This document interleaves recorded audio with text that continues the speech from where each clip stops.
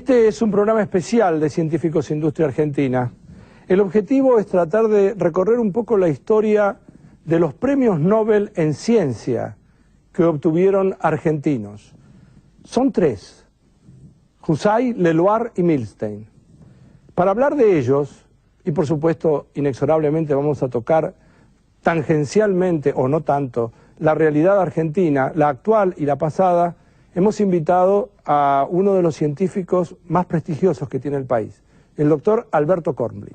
Alberto, tenemos un programa entero para hablar sobre los premios Nobel y seguramente vamos a reiterar, porque vamos a repetir cosas que te acuerdes de ellos. Pero Husay, Leloir y Milstein, si vos tenés que decir, la primera cosa que te saldría es ¿qué dirías de los premios Nobel argentinos? Diría que indican que la Argentina tuvo y todavía sigue teniendo un papel muy importante en las ciencias biológicas, en la biomedicina, sobre todo en Latinoamérica y en parte también en el mundo, que se refleja a través de esos reconocimientos en distintas épocas, ¿no?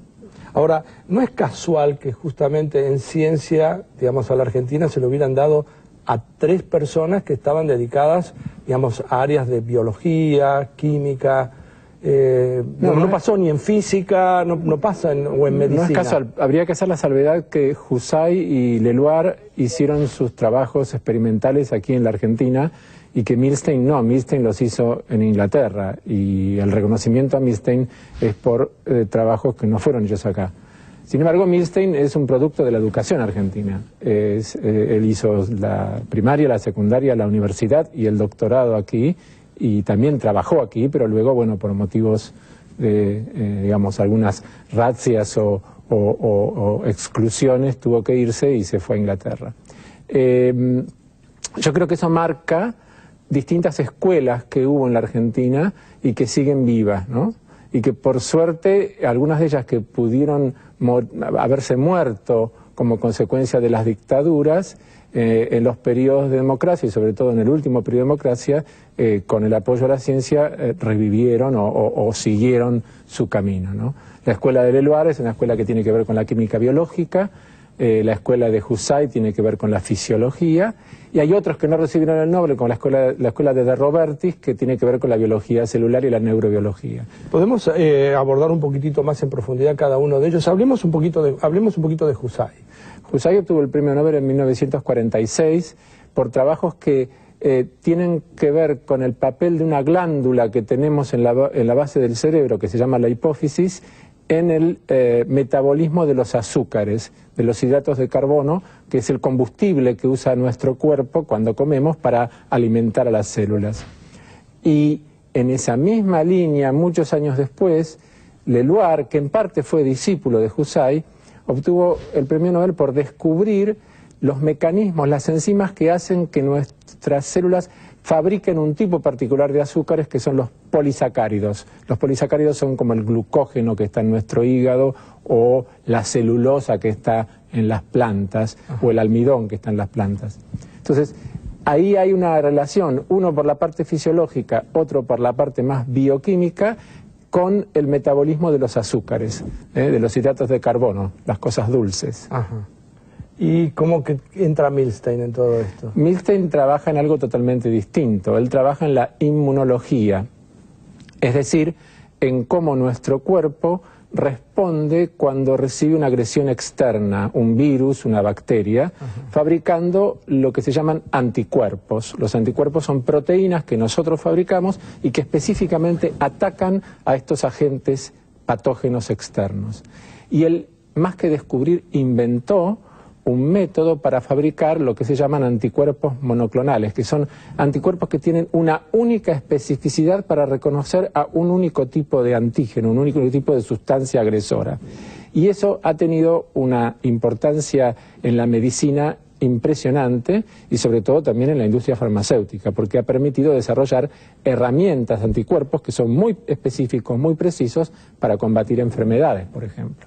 Los legos, las personas que estamos de afuera, siempre tenemos la percepción que conseguir un premio Nobel es como un reconocimiento universal para siempre, como el reconocimiento máximo. Más que eso, no. Dentro de la ciencia esto pareciera que es cierto, pero no lo sé. claramente el premio Nobel ha quedado desprestigiado en otras áreas. Por ejemplo, a Kissinger le dieron el premio Nobel. Entonces ya a tener o no un premio Nobel parece que se está transformando en una cuestión política. ¿Hay entonces, cabe hacer una diferenciación entre quienes ganan el premio Nobel dependiendo que sea en ciencia o en una cuestión política o premio Nobel de economía?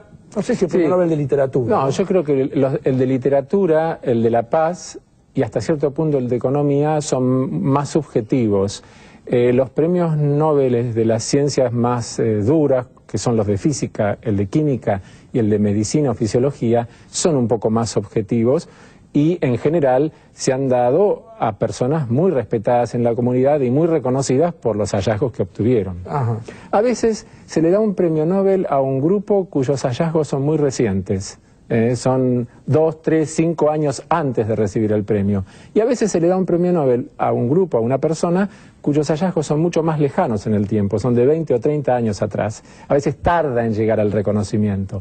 Pero salvo raras excepciones, en general hay un consenso entre los científicos que la Academia Sueca reconoce a los mejores en cada área. O sea, es menos opinable el premio Nobel en ciencia que el de... En general sí, hay algunas opiniones, por ejemplo, sobre si se lo dan a 3 en un área específica de la medicina o de la química, sí. Alguien puede decir por qué no se lo dieron a este cuarto o a este quinto, o este cuarto o quinto se lo merecían más que uno de estos 3. Pero bueno, sí, son opiniones, pero en general es menos político. Ahora, los trabajos han sido valiosos, no ha habido trabajos que han sido premiados con el Nobel sin que lo merecieran, o sí, dentro de la ciencia hablo. Digamos, la ciencia en general tiene verdades transitorias, las verdades se van superando con el tiempo. No los matemáticos. Por eso la matemática no es estrictamente hablando una ciencia, es una matemática. Ah, ¿está separada de todo? Y un poco sí. Bueno, pero está bien. Quizás es la madre de todas las ciencias. No, quizás no, es la madre de todas las ciencias. No, pero al mismo tiempo las verdades de la matemática son perennes. Sí, digamos. Las verdades de las otras disciplinas experimentales a veces son transitorias. En algunos casos, si revisáramos por qué se le dio el premio Nobel a tal o a cual hace 20 o 30 años, digamos, bueno, hoy en día eso no se hubiera hecho porque esa verdad no era tan importante como parecía ser. Pero, insisto, es en un porcentaje pequeño de los casos. En la mayor parte de los casos, los descubrimientos han sido fundamentales para el avance de la correspondiente disciplina. Vamos a seguir con el doctor Alberto Kornblit aquí en Científicos Industria Argentina y ahora ponemos en el aire estos testimonios y estas escenas que seguramente van a ser atractivas para cada una de las personas que conocen la historia de los premios Nobel de la Argentina.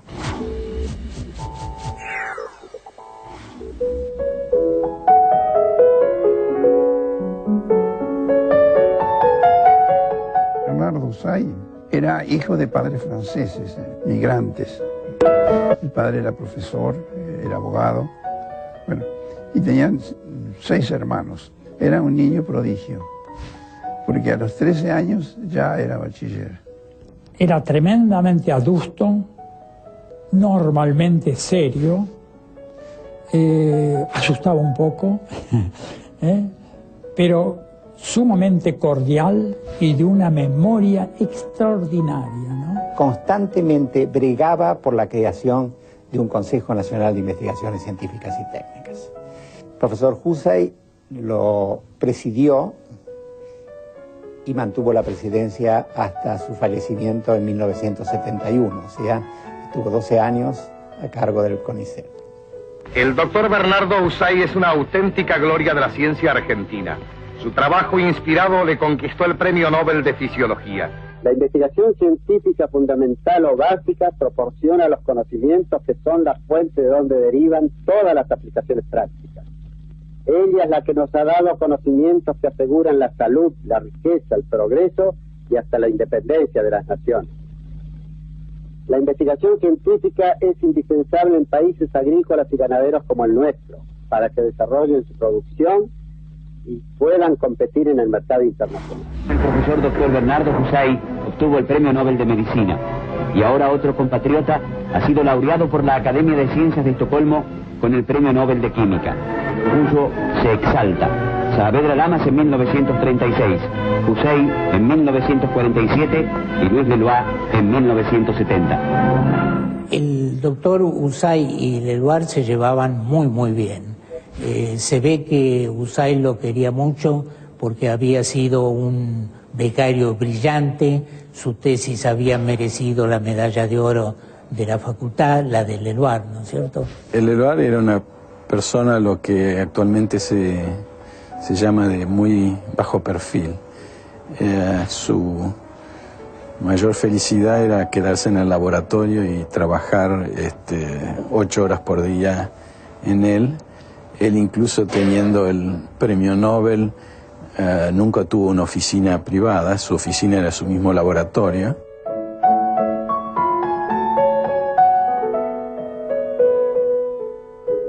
Cuando Leloir recibió el premio Nobel en el año 70, era prácticamente desconocido. El instituto y Leloir eran desconocidos para la sociedad argentina.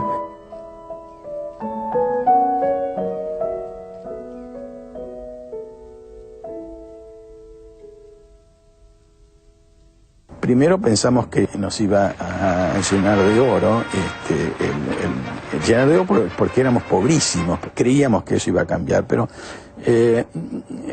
al poco tiempo, a los 15 días de sacar el premio Nobel, a 2 o 3 semanas, Monzón salió campeón mundial de box. Entonces la atención del público así cambió 180 grados y se fue de Leloir a Monzón. Y ahí por muchos años se olvidó y seguimos trabajando allá en Obligado y Monroe en condiciones muy precarias. Leloir decía que uno de los secretos para sobrevivir bien en un país como el nuestro era tener varias bases. Una privada, otra del CONICET, otra de la universidad. Y realmente fue así.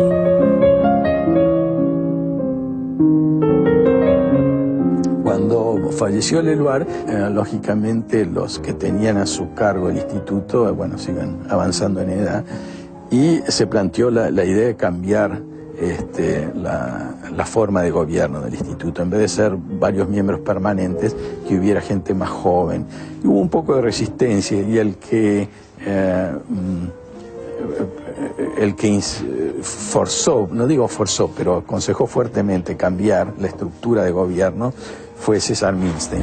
Milstein, acá tenemos la posibilidad de mandarle algunas palabras para el día ese que esté en Estocolmo. Lo vamos a recordar mucho. Le mandamos muchas felicitaciones y esperamos que sigan los éxitos. Y bueno, y ahí se empezó a armar la historieta de cómo iba a recibir el premio Nobel, y César, como siempre, quiero ir con toda mi familia a recibir el premio Nobel. Y después se rieron mucho del atuendo de todos, porque todos se tenían que disfrazar. Y César era bastante payaso, y disfrazarse me parece que no era algo que le preocupaba mucho. You may have in a number of bits of my talk this sense of déjà vu, and partly because you may begin to be wondering when are we going to have our refreshments.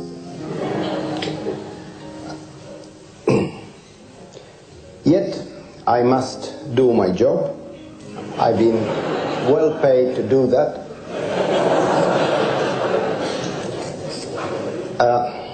So let me start. Since I started with immunology, and I asked my first question for the first time, I said, God Almighty, it must be possible by chemistry methods to show whether there is only one antibody molecule or many. That was my first question. It must be possible. That was the beginning of the story. And since then, I was lucky to have chosen a subject which is always moving ahead. The subject is moving, you make an advance and you realize that you are just as far off the end as you were before you made the advance, Fue lindo escucharlo, porque era como que daban ganas de investigar cualquier cosa, digamos, él transmitía una ilusión muy grande por el descubrimiento.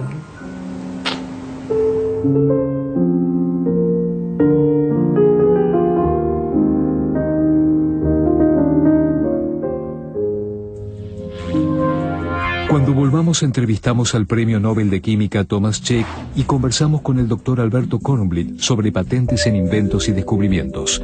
Ya volvemos.